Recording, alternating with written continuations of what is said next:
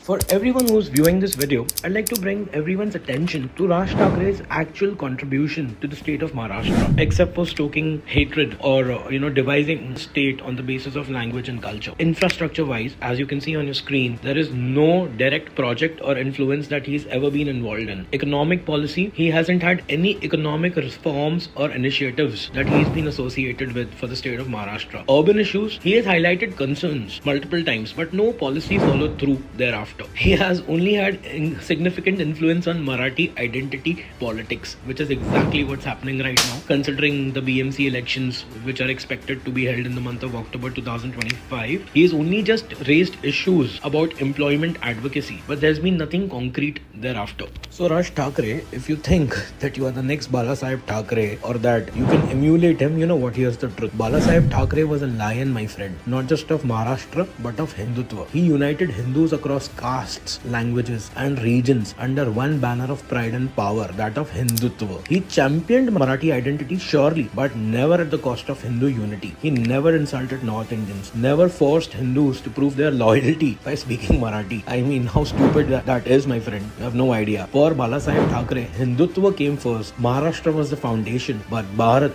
was the vision. And then there you are. You are a pale copy of Balasaheb Thakre, trying to cash in on the family legacy. That's what you are. That is your truth, that is your identity, and that's why I refuse to speak Marathi in this video. What is your contribution to Maharashtra? Give me one contribution.